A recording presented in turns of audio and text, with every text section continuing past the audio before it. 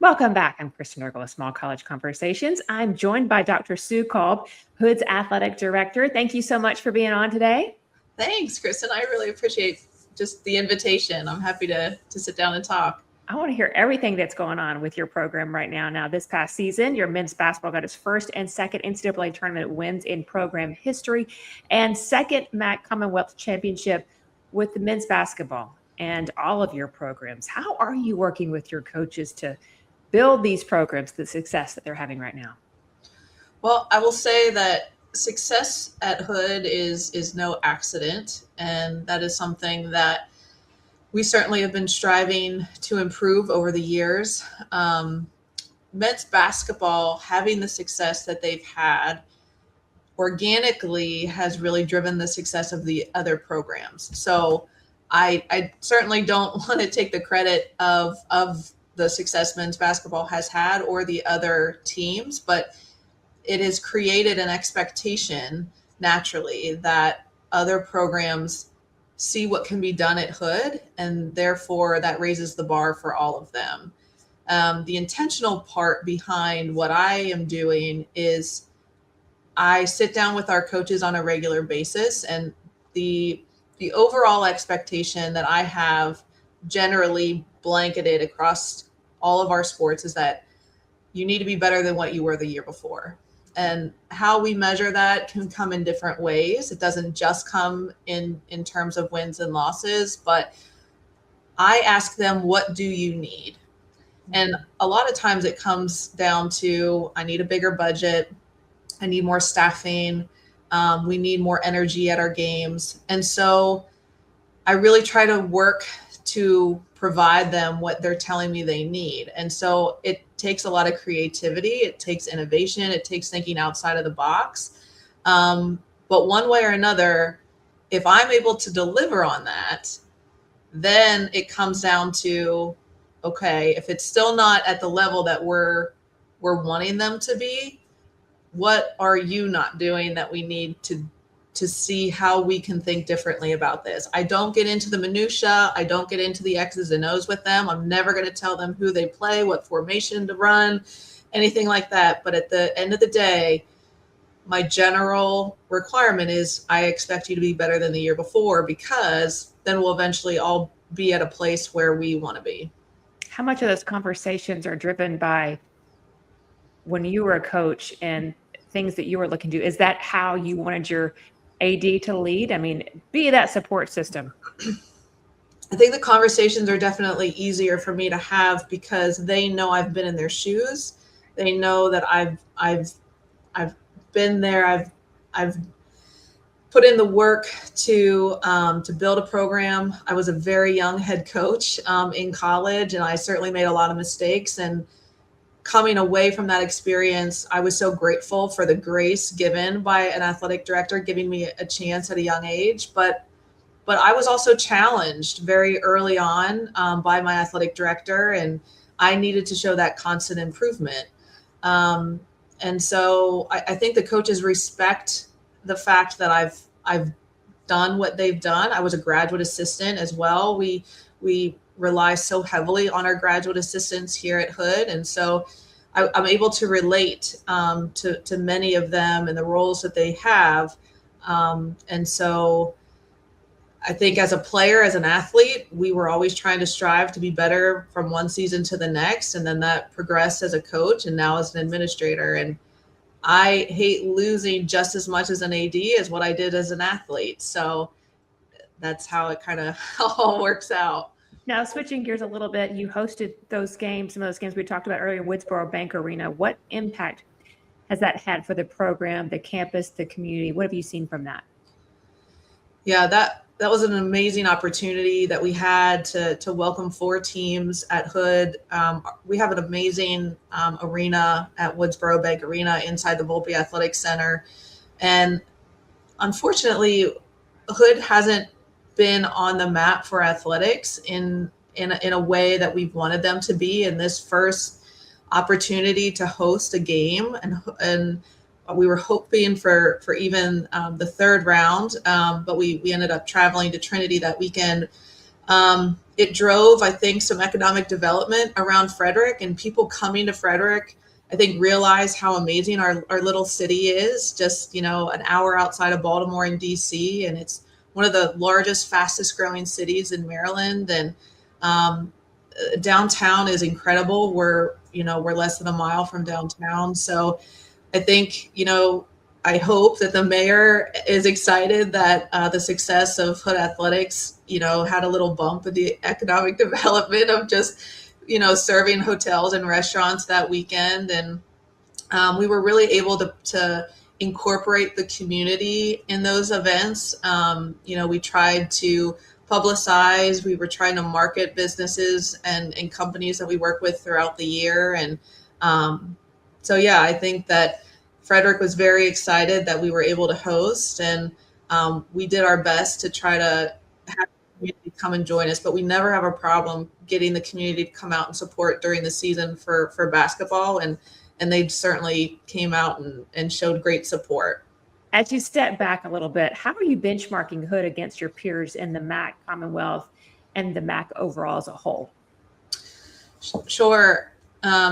I was the chair of the MAC conference 2 years ago. And during my time there, benchmarking and assessment is something that I really pushed for. I have a great relationship with our conference commissioner, Megan Morrison. She came from the Ivy League. And we understand that there are differences amongst all the institutions.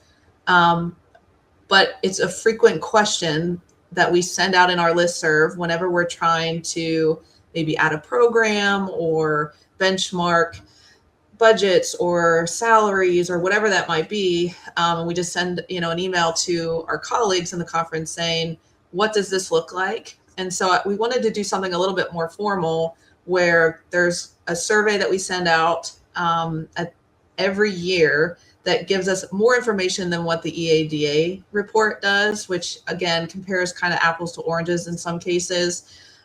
So we look at that very seriously, and we look at our salaries, we look at the budgets, we look at staffing and the number of staff.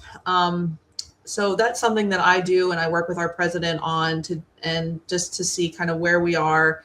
But something that I will say that you can't quantify, that I look at Hood compared to other programs, and that's culture. And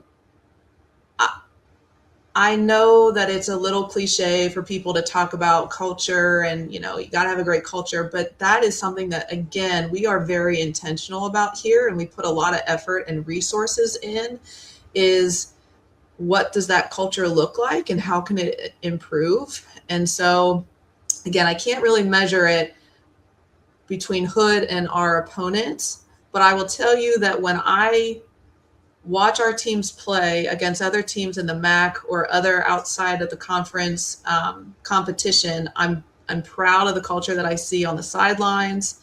I'm proud of the conversations that I have with the teams after the seasons are over. And if something needs to improve, we really work on that. So I would say we measure, like I said, all the finances that go with Hood compared to the MAC, number of sports we offer, number of student athletes, salaries, budgets, sponsorships, things like that. But also that culture piece, and how does that look, and how does our team compete, and what's their their body language, and what do they look like on the sidelines? And I take all that into consideration. And how do you kind of pinpoint what areas to talk about in terms of culture? Because you talked about it. There's a lot of schools in the region within about 60 miles. There are other leagues as well. And culture being the difference. What are some of the things you said? This is the things I'm going to focus on to drive to that. So how does a team react when I tell them I have to use their locker room because we have another team coming in, if we're hosting like a quad volleyball match, and I've got to kick one team out of the locker room to host? How do they react to that? How do they react when they're pulled from the game? How do they react when they lose? How do they respond when I ask them to do community service. When I meet with every single team at the end of their season,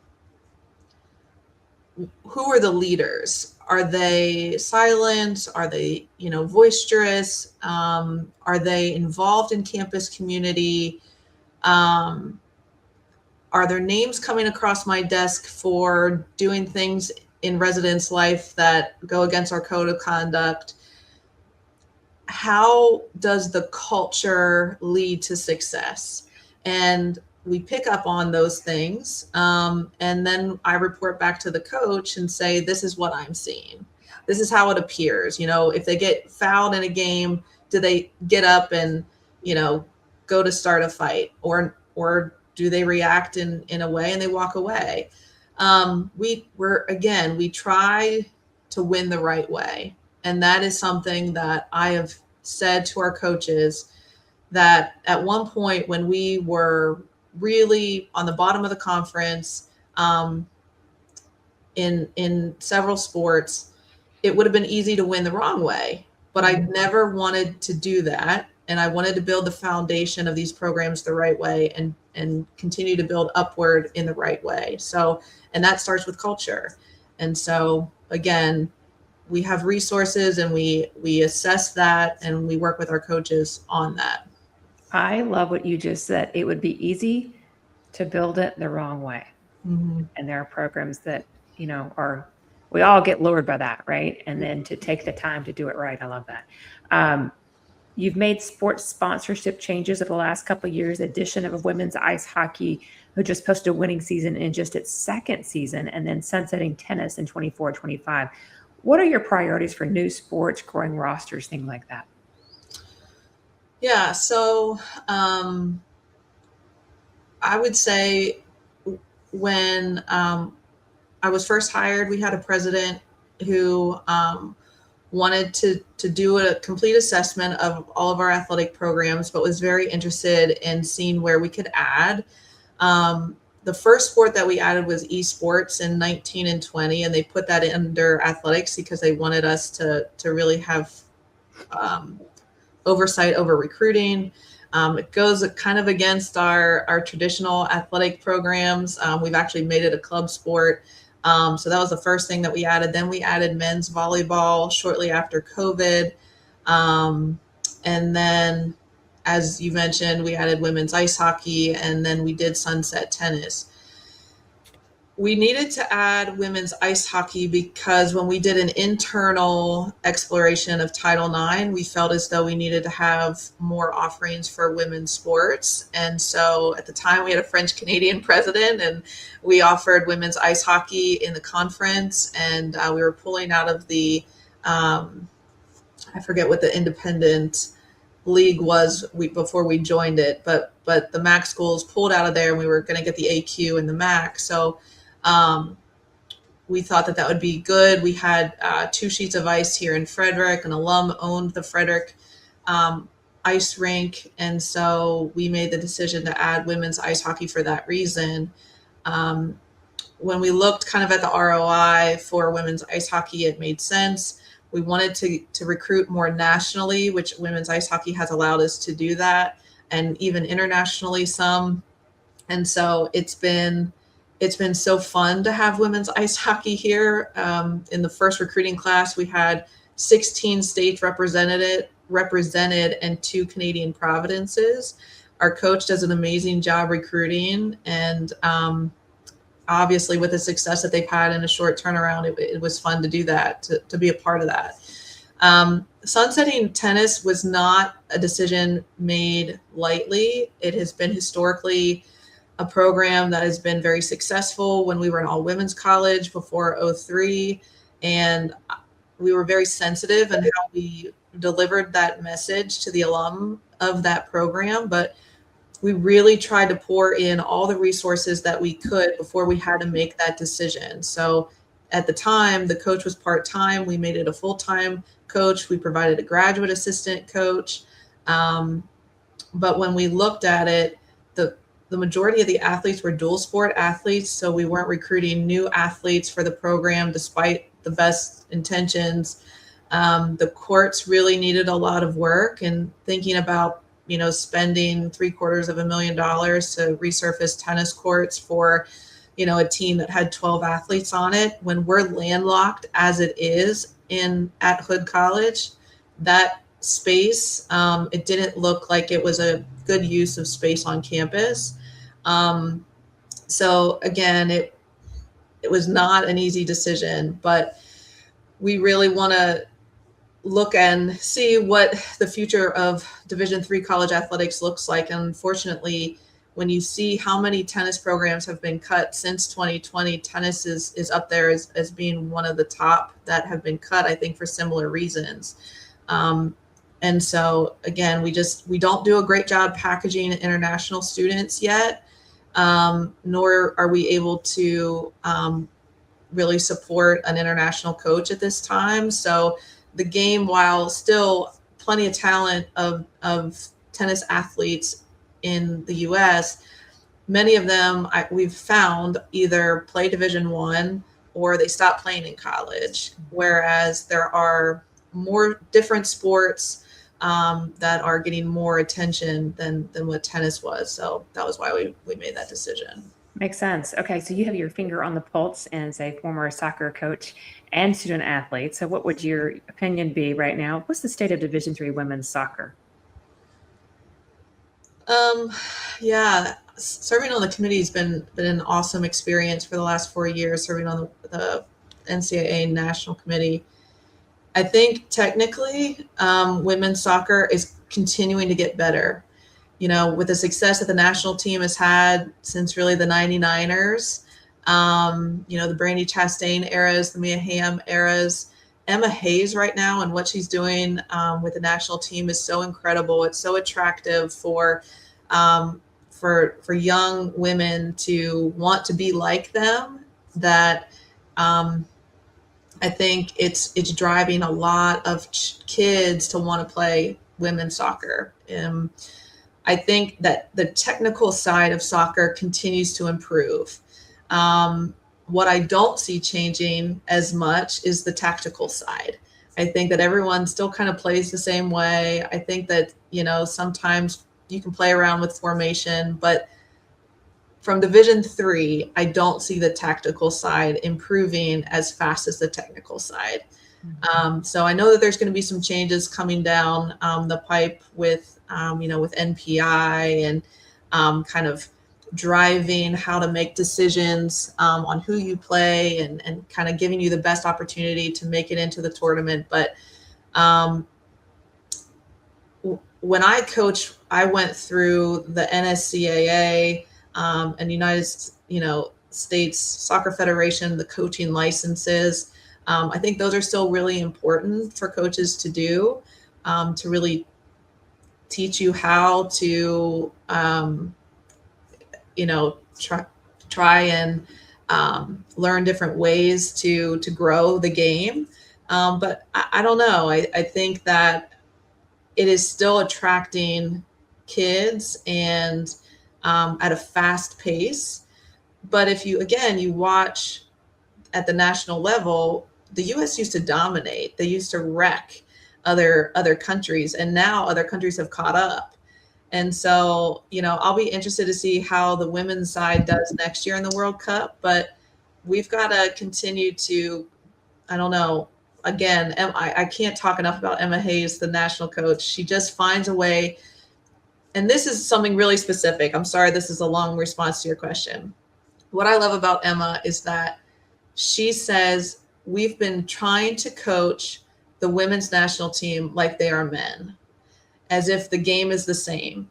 And yes, the game is the same, but you can't coach women the same, nor should the game be played the same. There are differences. There are physiologically differences. And so I love that. And if you continue to watch how many men coach women's soccer specifically, I think there's something to be said about that. So anyway, I could go on a tangent about is. But Well, I want to get your take on this since you kind of opened that up a little bit. The NCAA championship bid cycle is going to open this summer. D3 will bid out soccer championships, both combined and separated. Men's and women's have been held at the same site since we went to predetermined neutral sites in 2004. What do you think is the optimal setup? I think we absolutely need to split it. This past December, I was on maternity leave, so I was sad.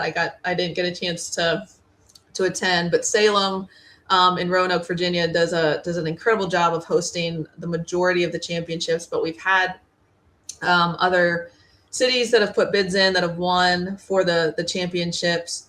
I think for a lot of reasons they should be split. Number one, it's the desire to play on natural grass. Every team wants to play on natural grass in the championship.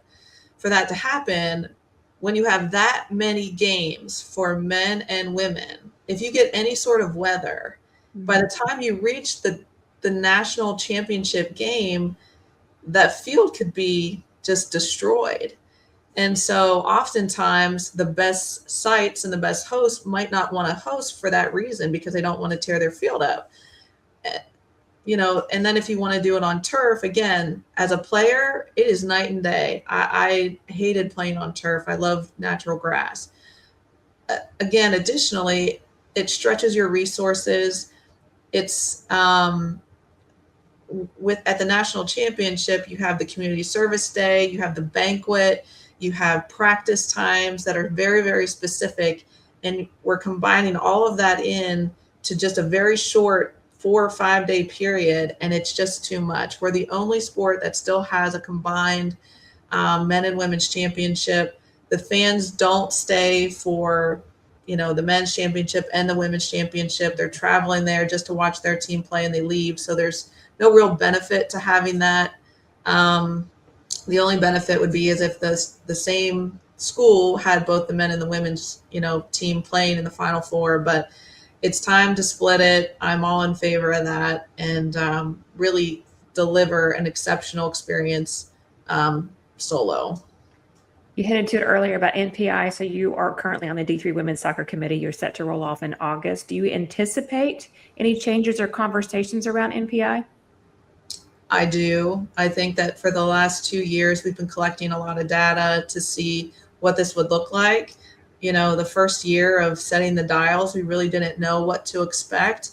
Ice hockey really was the sport that drove the conversation to have NPI, and we took as much as we could from that. We learned the system as best we could in a short amount of time, but we didn't know how that would play out.